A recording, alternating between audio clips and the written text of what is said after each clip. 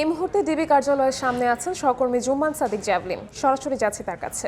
Javelin, এই মুহূর্তে আমরা অবস্থান করছি ডিবি কার্যালয়ের সামনে এবং আপনি জানেন যে এই যে আজকে দুপুর একটায় কিন্তু গ্রেফতার করা হয়েছে মূলত কাজী হাবিবুল আউয়াল, যিনি সাবেক নির্বাচন কমিশনের প্রধান হিসেবে দায়িত্ব পালন করেছেন। বিশেষত 2024 সালের যে নির্বাচন, যেটিকে ডামি নির্বাচন হিসেবে অভিযুক্ত করা হয় এবং একপাক্ষিকভাবে শুধুমাত্র আওয়ামী লীগ এবং আওয়ামী লীগেরই আরেকটি অংশ যারা নমিনেশন পেয়েছিলেন না সে সময়, তারা স্বতন্ত্রভাবে দাঁড়িয়েছিলেন তাদেরকে নিয়ে, এবং জাতীয় পার্টির একাংশ কিন্তু সেখানে ছিলেন। সব মিলিয়ে এই যে নির্বাচনটি প্রশ্নবিদ্ধ একটি নির্বাচন করা হয়েছিল, যার নীল নকশার অন্যতম একজন কারিগর হিসেবে আসলে বলা হচ্ছে এই হাবিবুল আউয়ালকে।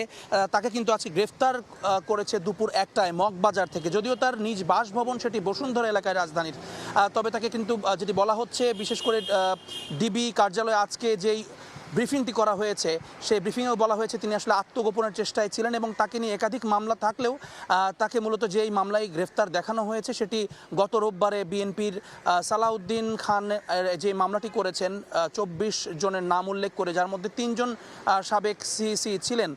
তাদের মধ্যে কিন্তু এটি দ্বিতীয় গ্রেফতার, অর্থাৎ কাজী হাবিবুল আউয়ালের আগেও কিন্তু আমরা দেখেছি গত রোববারে KM নুরুল হুদা তাকে গ্রেফতার করা হয়েছিল এবং তাকে জনতা আটক করে পুলিশের হাতে তুলে দেয়।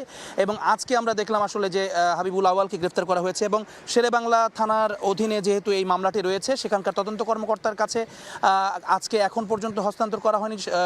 তবে আশা করা হচ্ছে আগামী কালকের ভিতরে আসলে তাকে শেরেবাংলা থানার যে দায়িত্বপ্রাপ্ত কর্মকর্তা রয়েছেন, আয়ও রয়েছেন এই মামলার, তার কাছে দেওয়া হবে এবং তার মাধ্যমে আসলে আদালতে প্রেরণ করা হবে বলে আমরা জানতে পেরেছি। এবং এখন যেটি হয়েছে যে তার মেডিকেল পরীক্ষা কিছু প্রক্রিয়া যেটি থাকে গ্রেফতারের পরপরই, সেগুলো কিন্তু করা হয়েছে। তো এই ছিল এখনও পর্যন্ত আমার কাছে ডিবি কার্যালয় থেকে কাজী হাবিবুল আউয়াল সাবেক সিইসির গ্রেফতারের সবশেষ খবর।